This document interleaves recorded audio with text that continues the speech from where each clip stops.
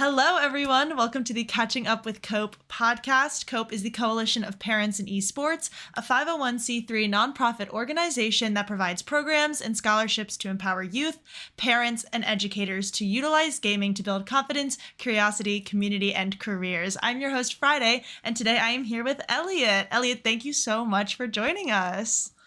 Thanks, Friday. So happy to be here. We're so Big fan of the Cope organization. I've done a lot of events with you guys at various dream hacks and the like.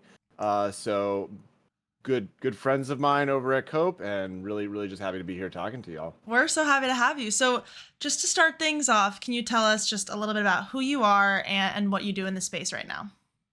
Yeah. So my name is Elliot. I'm a doctor of physical therapy. I work in professional esports here in Los Angeles. So some of the teams that we work for include NRG, 100 Thieves, Immortals, FlyQuest, teams like that out here. And we help provide physical therapy services to those teams, as well as some holistic sports medicine services as well. We have dietitian on staff, sleep psychologist, physical therapists, personal trainers, that type of thing to help provide kind of the entire suite of sports medicine services to this unique population that desperately needs it, right? So we've had a great career so far. It's been going strong for the past 6 to 8 years now, and it's really exciting to see the infrastructure that we've been able to build in the industry. Yeah, that's awesome. So, I kind of just want to get into a little bit about what made you pursue this position, being a physical therapist, athletic trainer. Like, what was it for you that kind of kicked it off? Yeah, so when I was doing my master's degree at Marshall University, I was working with a lot of the performing arts kind of students there. So we worked a lot with the musicians, whether they be pianists or guitarists or violinists, what have you. They all kind of shared the same issue from playing for many hours a day of kind of repetitive strain injuries of the wrist and hand and forearm and things like that. I've always loved the performing arts, always kind of wanted to work in the entertainment industry in some capacity, which is why kind of my concentration was working with performing arts professionals kind of at the school. Um, and I kind of just took the inspiration from that, and I realized that I loved gaming, and there was a huge upsurge of the esports industry at that time, kind of with some of the competitive leagues kind of really coming into them and themselves then. And I kind of had this idea that um, there was a big underserved market here of people that are doing very similar types of activities to these professional or soon to be professional musicians that I had been working with at the institution there. So I kind of got connected with Matt. I was at a physical therapy conference, and Matt is my co-founder of 1HP, who I think we're going to be having on here very soon as well. So I found out about him through this physical therapy conference, that he was working in this space. I reached out to him. We did kind of like a trial period where I was writing content for them, making YouTube videos, that sort of thing. And eventually it led to me moving out to Los Angeles to kind of work with him and kind of building up this space. We started building out the multidisciplinary team, hiring out more professionals, and things just kind of grew from there. At some point, we decided that we needed to kind of institutionalize the practices and procedures that we found to be really effective with this population. And we created the Esports Health and Performance Institute, so epi.org. And that provides training for whether it be healthcare professionals, coaches, even parents of players and things like that, for them to be able to understand kind of some of the health considerations when kind of running a program or being involved with supporting a program of any kind. So it goes through things like, what is repetitive strain injury? What are the types of injuries that occur? What are the different peripherals? How do they strain the body? What does good sleep look like? What does nutrition look like? What is good recommendations for physical activity for players of esports? So we've kind of institutionalized a lot of the work that we've kind of proven with the pros, and kind of passing that down into the next generation of providers and professionals that are going to be working in this space as well. Yeah, that's awesome. That kind of brings up two things for me because, you had talked about that you and your co-founder, you found each other through through, you said it was like a physical Through Twitch, therapy. actually. I found out about him at a physical therapy conference, but he was streaming Fortnite on Twitch, and I was like, I love Fortnite.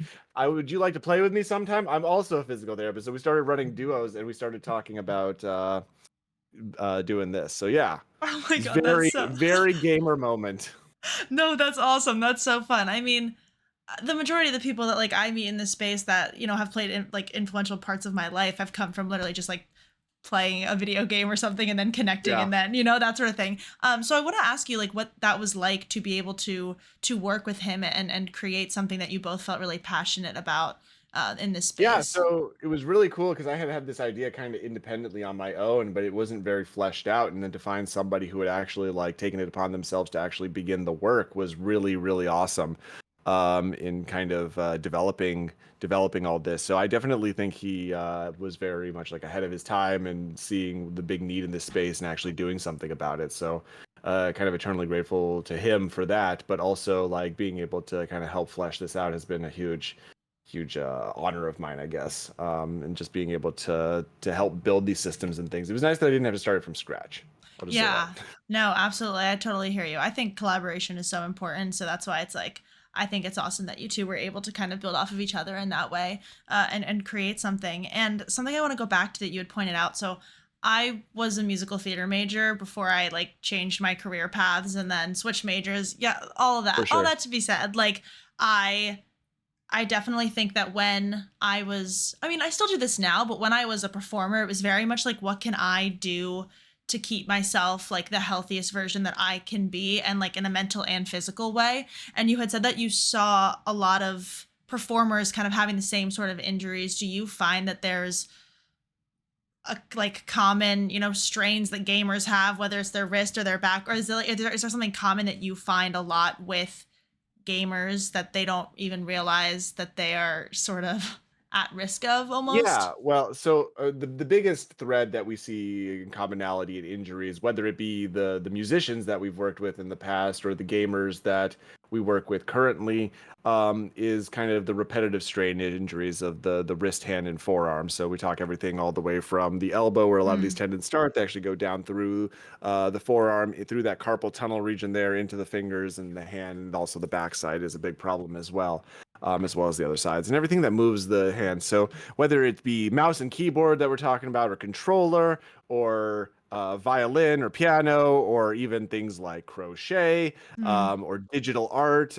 things like that. Anybody that's kind of sharing the use of peripherals for long hours a day, dedicated to their craft, they all kind of have these repetitive strain injuries that are kind of prevalent. And we work a lot with like the voltaic community as well. So a lot of the aim training community. Oh, And they're probably interesting. the most dialed into this. But a lot of times, I know you mentioned that like some things that gamers might not notice about themselves and kind of going down this path. But a lot of times, what they'll report first is kind of just a feeling of stiffness or my aim feels off. And we know based on kind of the way that uh, the tendons work along with the nervous system, the brain sends the signal from the motor cortex down through the spinal cord to the peripheral nerves and eventually to the muscles. And a lot of times, or the new research in tendon studies have shown that a lot of times issues with tendon irritation come from a kind of like a inefficient signaling pathway. So not all of those muscle fibers are being activated at the same time, and it's also a big issue with like the load. They're just doing crazy amounts of volume. So it's kind of a twofold issue that the first things they notice is that their aim starts to go, and it's not quite as efficient. And we know that tendon injury and irritation is kind of associated with this decreased nervous system firing, which is going to have a negative impact on your ability to perform in game. So that's oftentimes the big thing that we notice, and they don't realize that it's associated with tendon injury, or they're kind of going down that pathway of repetitive strain injury just from seeing these symptoms. And those are things that you want to kind of deal with early because they can kind of spiral out of control to the point where we've had players get surgery and things like that that haven't Wow. taken this seriously early on enough. There's players that have retired because of these issues. So this definitely becomes a big problem, and it's kind of seen across the board. And we've been creating a lot of like online tools and things like that. So anybody, kind of whether you're a professional gamer or an artist or a musician or whatever have you, or just a tech worker, to kind of deal with these issues before it becomes a much bigger problem. We've created some apps and things like that online where you can kind of punch in your symptoms and it gives you a plan. But that would be what I say is kind of the biggest issue that this population deals with is just the repetitive strain injury, kind of across the board. And a lot of times it starts off as kind of just tightness, lack of coordination, before it ever becomes pain or numbness, tingling, anything like that. Yeah, no, I mean it really is so interesting that in a lot of these situations it's like you said, like before there is even pain, there's already like an issue, and so a lot of people go like are unaware of it because they're like, my aim's just, they'll just think my aim's off or whatever, and like they won't Right. feel any pain, so they won't connect that idea that like there's actually like muscles that that need to be, Yeah. helped It really properly. blows people's minds when you tell them that there's muscles that move their hand and it just Yeah, doesn't right. happen, by the magic or whatever. Right? But this makes me want to like ask you a bit, more about your profession and sort of what the pathways are like to being a physical, trainer, someone who does what you do. I know you went, you had said that you had gotten a college degree. You are a doctor, so it's like, what did that look like? What did your training? I use the word training when I talk about like certain professions, but it's like, Yeah, what did no, that no, look no, for like from sure. you, going from high Yeah, so school to physical therapy college? is a is a doctorate degree. So I did 9 years of schooling. I Oh got a wow. master's kind of along the way. That wasn't strictly necessary. Physical therapy is like a doctorate degree. That's a 3 year degree after you finish your 4 years of undergrad. So a lot of people can finish it in 7 years. But I did an extra 2 years in my master's program where I got that opportunity to kind of build out the programs in the performing arts, which really paved a lot of the groundwork for me kind of working in the esports industry here. But typically speaking, health science background, something like kinesiology, are good prerequisite fields to get into physical therapy school. It is intensive. It's 3 years of just nonstop exams and rapid fire, and you just basically are trying to drink out of a fire hose to learn the information. Yeah. My undergraduate degree was in athletic training. So that is sports medicine specialty. So I had a lot of exposure to um, this kind of information and practice, kind of working with the professional or the athletes at the school, the D1 university I went to, University of Central Florida. So I had a lot of experience there in undergrad, kind of working early on in athletic environments with team sports and things like that, and getting athletes back onto the field after their injuries as quickly as possible. So I mean, I've been kind of gearing my career towards this since day one. But it's a process that is not easy or quick, but definitely I think worthwhile in the long run. And I think we can provide a lot of solutions and a lot of missing pieces to a lot of players in this gaming sphere that has a reputation for being a little bit less than healthy sometimes. And I think taking as esports becomes more of a serious thing that is being recognized by things like the International Olympic Commission and things like that. You're going to have to level up the standards by which the industry kind of operates, and you can't just throw kids into the meat grinder like they do in Korea, where they expect them to play 14 hours a day of solo queue and just kind of grinding their face until their bodies kind of give out on them. So taking these things seriously is very important for the longevity of both the players as well as the health of the scene. And esports has had its issues for sure in the past couple years with a lot of different infrastructural things across the board. But I won't get too much into that as much as I want to be optimistic for the future and kind of where we're going collectively. And the state of kind of how we should be taking the health of the players more seriously if we do want this to become more of a recognized endeavor. Yeah, absolutely. I mean, I feel like I think a lot about like scholastic and collegiate, just being a current college student involved in collegiate esports. And I think, exactly like you're saying, there's a lot going on with the industry right now and organizations. And I think priorities of what people prioritize when it comes to being a team and things like that. And could you speak at all to like what about schools, like whether or not they're, high schools or college, like the importance of, if you're going to like build a program out, at a university or a high school, the importance of having a program like this, or being able to like use your resources and recommend those to students, because I think what you said earlier about being able to kind of catch on to any potential injuries before they happen is super important, and I feel like a lot of programs these days might be missing this piece. Can you speak to the importance of what it is like to kind of instill these Yeah, practices early on? absolutely, I can. And what we've kind of learned, okay, I will touch on the state of esports and the kind of big pivot of the esports winter. Yeah. Kind of we went from just kind of this model where we were only working with the top level teams, getting Hmm. the biggest budgets possible for us to provide all of these services in their fullest extent, with us being on site and all this stuff.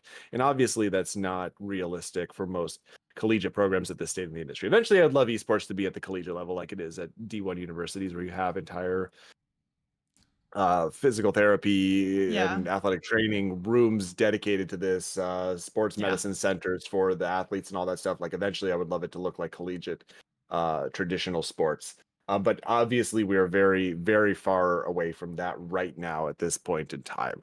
That being said, along with our kind of position in the industry having to look a little bit differently after esports winter, we've done a lot of pivoting to try to make a lot of our resources way more accessible for kind of the everyday person, and trying to take a lot of the principles and the lessons that we learned from having the opportunity to work with the professionals in this space, and transfer them and to make them affordable and accessible to everybody. So we have a lot of resources available on our website, 1hp.org, both free resources as well as paid resources if you are dealing with pain of any kind. And then we have a lot of resources for training professionals that are working in collegiate programs on ehpi.org, our Health and Performance Institute. And that foundations course is a really great option for coaches to kind of learn about the body, like I was mentioning before, so they can understand what they're looking for when they need to refer their players out, what they can do for their players, how to structure the programs. Like it's fantastic for just making you more health literate as a esports coach, because I recognize that you're not going to have the budgets right now to be hiring a full-time doctor of physical therapy to kind of be coming in all the time, or an athletic trainer to be staffed for esports. Although we were at the National Athletic Trainers Conference last year, and I was asking all kinds of athletic trainers at the high school and collegiate setting, like, does your school have esports programs? Is anyone responsible for them? And by and large, the answer was either they do have esports and the athletic trainers want nothing to do with it, or on very rare occasions, the athletic trainers like, yeah, we do have an esports program. I'm responsible for it, and I have no idea what I'm doing. So Mm. there's a big gap in knowledge there from the traditional healthcare providers as to how to Yeah. treat this population to begin with. So even if you are getting your school's baseball athletic trainer to come in and work with your collegiate team, he may not understand anything about what esports is, how to treat these very specific injuries, and things like that. So it's our goal to be able to provide the resources to these healthcare professionals, as well as the support staff, the coaches, and the administrators and the athletic directors and all that stuff, to understand what it is that we're doing here with esports. What are the specific demands on the body? Kind of breaking the stigma that it's just a mental game that they're playing, and it has nothing to do with physicality. And really have people understand how they can start beginning to implement some of these healthier practices and what to do for the players. Yeah, absolutely. And I appreciate that you really talk about the point about the idea that a lot of people think that it's like only just like a mental game and that there's no like physicality to it, when it's like a common, debate is whether or not esports players are seen as like real athletes. And, people bring up like, oh, but they're not like, exercising to the same degree. They're not working. But like in Right. reality, like they absolutely are. And they could, come Yeah, to the sort body of and the mind similar are very linked, injuries. and your reaction time is definitely relevant to your physical fitness. There's a million benefits, neurohormonally, of different types of exercise, whether it be strength training or cardiovascular training. We get into all of this in our kind of our training courses and things like that, as to how these things actually impact the brain. But you can't separate out the body and the mind. I mean, even like games that are truly just mental, that you can play with your arms tied behind your back, like poker, you'll still benefit from having good fitness levels and just being more mentally sharp. Yeah. But that being said, you are actually using your hands to play the game. It's a physical game. You're not that girl with the little EMG sensor on that plays Elden Ring with her mind. Yeah. You are truly playing the game with your body. It's just smaller muscles, and smaller Hmm. muscles that do get fatigued out. I Of make this course. comparison all the time between like kind of the difference between like marathon runners and bodybuilders. Like people are like, oh well, I work out. I don't need to be doing, like, I mean, I should be able to game all day, no problem. And that's not necessarily the case, because you're not building the endurance of the small muscles that are required for actually performing the actions in game. So just because you work out doesn't mean that you're training those muscles specifically. But there is a lot of training of those muscles specifically to avoid a lot of these repetitive strain injuries that occur, and they are deeply disabling and problematic for these players because of the impact it has on their performance as well as their everyday life. You get to a point where people can't tie their shoes. We had somebody come into our Discord that said that they used our program to get back to 100% and they couldn't even tie their shoes. It was so bad. Wow. There's a lot of issues that can arise from this. So it's very like esports is very much a physical activity. Yes. Hashtag that. Yes, hashtag that. It's a physical activity. And that kind of brings me to this next question for you. Can you talk about some of the different modalities that go into like what's offered when it comes to this profession? Things that, you maybe offer different services that, you've offered, whether part of 1HP or, on your own to Yeah, clients. so as kind of like the practice of physical therapy at the professional level in esports, we do a lot of like soft tissue mobilization work. A lot of times, the postural issues that the players have from kind of sitting in kind of the forward head, rounded shoulders, they get tight Yeah. pecs, they get Yeah. tight muscles through their neck, they get headaches because of it. Oh, And even the wow. tight muscles associated with the repetitive strain injury, the wrist and hand, like you have tight muscles all through here. So a lot of what we do is hands-on kind of deep tissue kind of mobilization of the muscles and the tendons that are kind of the problem in a lot of these areas. And we use different tools to do that, whether it be your hands or I'm a big fan of the cups, which helps to stretch out the muscles kind of in a little bit of a different way. I'm a big fan of kind of other like scraping tools, things like that, in order to kind of Mm, just get the uh, the myofascial to release a little bit. Just mobilize the tissues and things like that. But that's kind of only part of the equation. That's the benefit that you get kind of with the in-person on hands-on approach, where I'm actually able to accelerate the path to recovery a little bit by giving you kind of the above and beyond soft tissue stuff to kind of optimize the length tension relationship between the muscles. But really, the true work that needs to be done is the actual exercise and strengthening of the muscles that are weak, and oftentimes it's an endurance issue, whether it be postural interesting. muscles, whether it be the wrist and the hand muscles. Low endurance is the biggest problem across the board. So that's your capacity to do small contractions over time. So as opposed to being able to do a big contraction for a short period of time, like a big bench press, for instance, as opposed to like just kind of being able to keep your posture nice and upright for long periods of time. Not particularly intense, but you have to hold that position for a long time. So it's the property of endurance, which is actually different muscle fibers than your strength muscle fibers. You have two types, really, of muscle fibers, and the endurance fibers are the ones that are kind of in need of the most training. So we Mm, give exercises for endurance, whether they be for the wrist and hand, neck and back. Those are the most common areas. We also see some stuff at the hip as well, kind of with the seated posture and kind of the leg flexion just over long periods of time, tight hip flexors, things like that becomes an issue. But that's kind of related to the low back pain as well. But neck and back and wrist and hand endurance deficits are definitely the biggest thing that we deal with, and providing these exercises so that the players are able to kind of build up that endurance and they're able to play for longer periods of time without pain is kind of one of the biggest things we do as physical therapists. yeah, no, absolutely.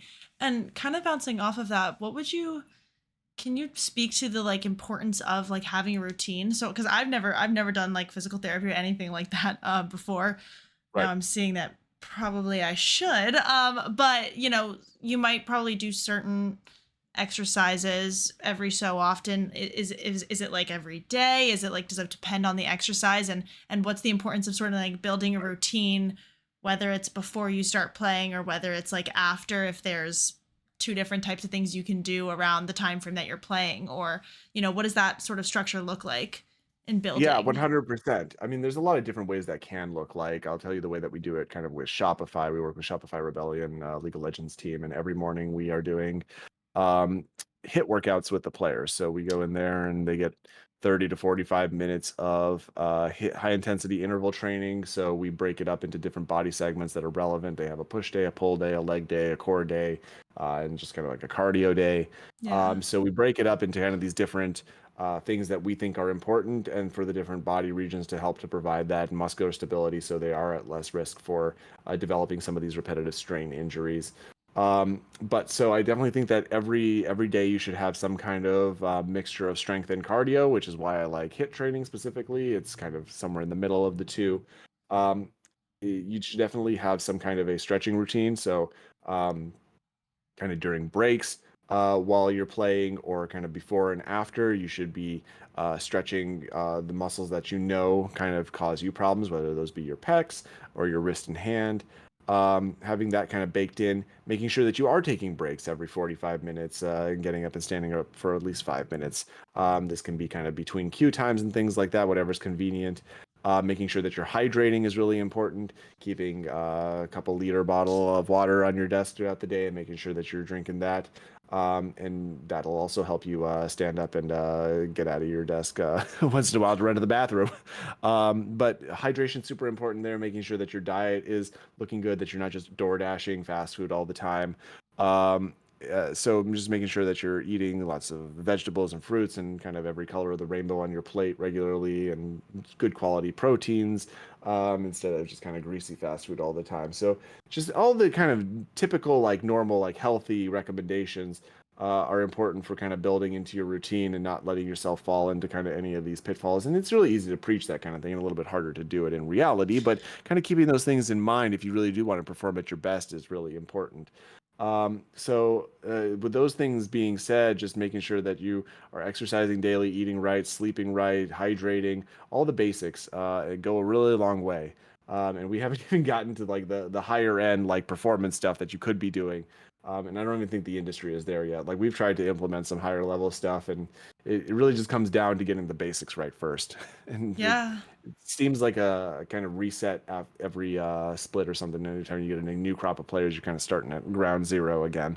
So it's I definitely think the industry will evolve and we get more of these kind of interesting modalities that we can use for the professional players. Things like biofeedback and reaction time training and just Yeah. more of the stuff that they're doing in higher end sport performance optimization. But right now, it really is just the basics and nailing the basics and doing those go a really long way for just your overall health and performance. Yeah, I mean, nailing the basics is, like you said, sometimes that even that is like easier said than done. Right. And I, you know, will like I hopefully in the in the future we're gonna see some of those more advanced things that you're talking about for players. But something that you had literally mentioned that's so simple is just the idea of taking breaks in between, your gaming sessions. I think a lot of people tend to just like be stationary when they're sitting playing and they'll just keep I mean, I'm so guilty of just grinding out like competitive Oh, game I'm after I'm competitive game. guilty of it too. Don't get me wrong. No, we've all been there. Especially if I'm tilted. There's Oh yeah, there no, if I'm not the having it, the there's no way I'm leaving the seat the, until I, the tilt cue is real, Oh, but it's so real. We all, we've all experienced that, and I just think like the idea of just like getting up and I can personally say that I've definitely tried to be a little bit more mobile when like if I am sitting all day because like I just know that that's good for my body, and when it comes to just like the way that my body like burns calories, like even just like getting up and doing more movement is gonna be beneficial to me overall. So I think it's good that you bring up that idea of taking breaks every 45 minutes if you can, for like 5 minutes standing up, walking around. And I think that's great. And something that I wanted to ask previously that I'm going to bring up now is because you had worked primarily with performers, and you noticed that a lot of gamers dealt with similar issues, and you enjoyed gaming. So like how long have you been a gamer for? Like where did this like love for gaming come from? when did Windows 95 come out? About since then. Yeah. Um, yeah, I don't know. I mean, I've always played computer games as a kid, played a lot of like Halo and World of Warcraft. I played World of Warcraft since 2006 or whatever. There you go. Um, Yeah. so I played all the competitive games, all the shooters that are out now, all the mainstream esports titles. Yeah. So I mean, it's just been something that's been such a part of my life for so long, and I think a lot of my generation's life, like it's been Yeah. becoming more and more prevalent. I mean, it's more rare to find people that don't play video games than do, which makes me optimistic about the future of the scene. But in general, yeah, I would say it's it's always been a passion of mine. Never something that I thought I would make a career out of. Mm. Always something that I was just kind of like did as like my degenerate hobby, you know. Yeah. Um, but I realized at some point that life is about kind of just taking something you're good at and smashing it together with something you're interested in. So it really kind of came full circle when I decided that I could use my career to kind of help out this population. Yeah, no, that's awesome. I really resonate with that as getting into this industry was not at all something that was on my plan after studying theater for however many long years, like and Yeah. trying to go to college for it. It was not on my agenda at all, but like exactly what you said, something that you're good at with something that you love, like putting those two things together. And I think that's great. And something that I want to sort of touch on is this community that I've noticed that 1HP has sort of been building on Discord. What is the importance of finding others in this space who are also trying to prioritize their health in certain ways, or maybe uplifting, or providing a space where people can ask questions? Like, what is the importance of that to you and to Yeah. 1HP?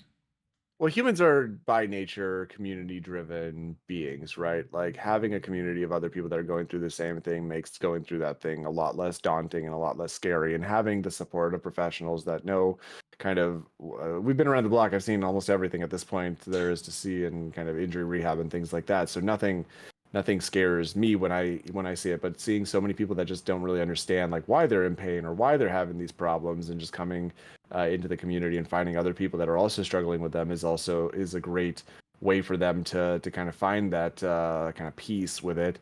And then having access to us where we can actually be like, okay, yeah, exactly, this is why you're doing that. Education, hey, you're feeling that because of X, Y, and Z reasons. This is what you need to do in order to solve it. Like it helps so much for dealing with kind of the anxiety of the unknown.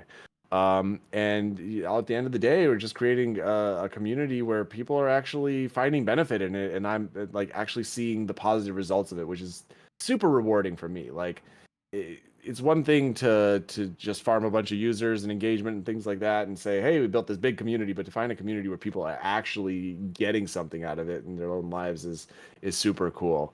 So I really love the Discord community we've been building, and I just want to keep that going and just hope that more people can find the help that they need there.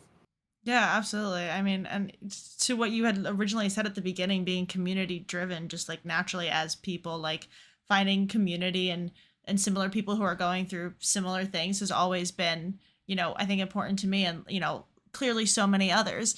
And so I think it's so awesome that you are all providing that. And another question that I have, for you, and this can have to do with, your career, or just, anything that you face in general, but have there been any obstacles that you have, sort of encountered in your life, and how you sort of overcame them?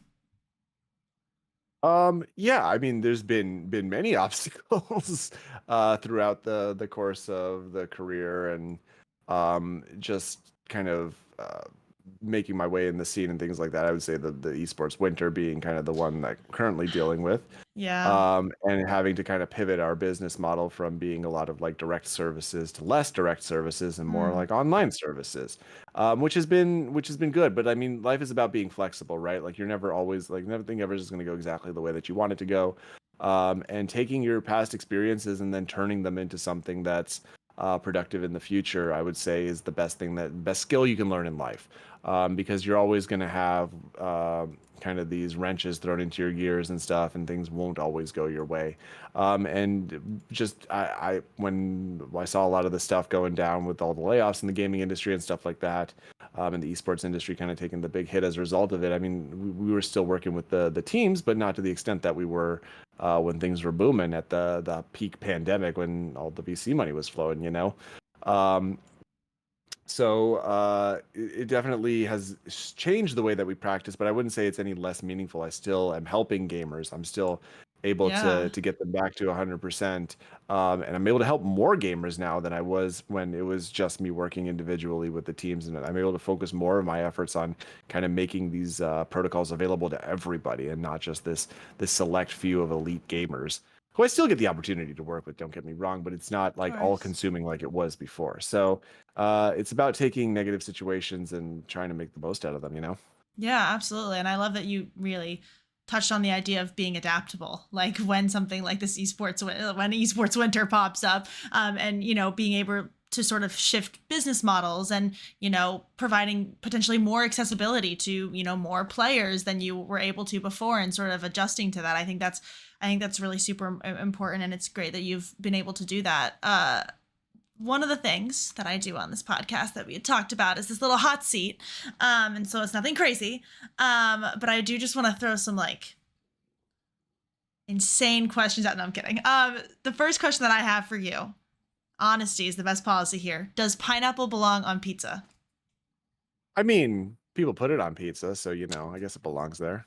Okay. Okay. Have you ever indulged in pineapple I on I'll pizza? eat pineapple on pizza, but I'm not gonna Okay. order it. Okay. We get that answer a lot, and Yeah. I completely hear you. Next question. So if you were deserted on an island and you can only bring three things, what would you bring? It doesn't have to make sense. It can be anything. Anything. Can I bring a boat? Sure. You can That, that, absolutely bring a I boat. would I would bring a boat, a compass, and There we a go. lot of gasoline. There you go. No, it's perfect. You're all set. That's my pragmatic answer right there. I don't think anyone else has said a boat. I'm like trying to think now. That's a really Yeah, good you said answer. I could bring And anything. I know I did. I mean, like, listen, like when I say that, like the first thing that I think of, I'm like, I'd probably bring like a pack of gum. Like I'm a big gum chewer, so I'm like, that would be number one. Yeah. Um, okay, so then following that, if you could find a way to turn any video game into an e-sport, what would it be and why? Oh, that is a great question. Um, hmm. To say all the video games I already like are already esports. That's been an answer, Colin. No, yeah, yeah, yeah. No, no, no, no, no. But Legend of Zelda Ooh, esport would be ooh, crazy. ooh! I Some like kind, that. yeah, like I suppose like the Breath of the Wild, like fighting mechanics, stuff like that. Like you're kind of like an Yeah. arena type deal. You got other Ooh. links running around, I guess. You have to like use all the different items, and yeah, I Okay, think something absolutely. like that would be super cool. Oh no, you're cooking. I can't wait to see this being made. No. Actually, there was a Halo mod of Halo Custom Edition Oh. because that's how old I am. Halo Custom Edition. It was a mod of like Halo 1, or it was Halo's like creative mode basically, where anybody could make maps for Halo 1 and stuff, and like you could edit all the Yes. code and put in all kinds Mhm. of crazy vehicles and weapons and stuff. And someone remade Ocarina of Time in there, like they imported all the models, and like you could like on horseback shoot like arrows at Oh other my like links god. in Hyrule Field and stuff, and it was crazy. Whoa. Um, That's yeah, so awesome. that's my answer. Legend of Zelda, the esport. No, it's great. I can't wait to attend the first the first LAN for it. And then one of the other questions I have before we get to my final gaming one. Are you allergic to fruit? No. Okay, it's okay. I always ask that question as if people like won't be able to pick an answer, but like if you could be any fruit, what would you be and why? It'd be a fine apple. Oh my, that was good. That was good. You ate with that one. No one's ever said pineapple I'll before. It was good. I'll I'll see I'll see myself out now. Thank you. 10 out of 10 answer. That was great. And then the final one I have, favorite video game and favorite esport. They can be the same thing, but sometimes people like to play one game, watch another, or I like both. Fortnite. Okay. Fortnite is my answer to that one. I think Fortnite Okay. has done a lot. I like the combat, the mechanics, like all the stuff. Like, yeah, definitely. Yeah. I'd say Are World of Warcraft, but I'm not the biggest fan of like the PvP esports side of things, I So I like World of Warcraft for different reasons. I hear you. Are you build or no build when you play Fortnite? Oh, I like building. Like that's the cool part about it to me. No, I have so much respect for that because I'm so bad at that. Not that I'm great at Fortnite anyway, but like the building Yeah. always No, tripped I me learned up. how to do it So when it came out, and I fell in love with it then. But I definitely that put a lot of time into it when it came out. yeah, no, I totally that's like what I did with Valorant. I sunk way too much time at the Yeah. beginning of that game when it came out. So That's a like game that makes me want to throw my monitor out the window. I mean like granted like me too. Yeah, Really bad, but it's like still I literally have like a little like I see it. thing. I Yeah, see it. that's You're that's so allowed. Nerding You're out. allowed to like it. Yeah. Right? That's what we're here for. So those are my hot seat questions. You killed that. Thank you so much for being here, Elliot. Where can people find you on social media? Yeah, I'm on Twitter. It's 1HP_medic. That's probably the best place to find me on social media. Our Instagram is HP for Gamers. But yeah, just if you're listening to this podcast, I'm assuming you're in the collegiate scene, check out ehpi.org, check out 1hp.org if you have players that are in pain or anything. And we'd be more than happy to help them get set up. And we have a Discord, so go to our website, join our Discord. That's probably the best way to get into direct contact with us. Yes, absolutely. Well, you heard it here, folks. All of Elliot's socials and as well as 1HP will be linked below, as well as all of the Cope socials. So you can find us on Twitter at CopeGG to keep up with our latest news and updates, as well as subscribing here on YouTube at CopeGG as we have more podcast episodes coming out. So thank you so much again, Elliot. I will see you all in the next episode. Thank you so much. Take Bye. care.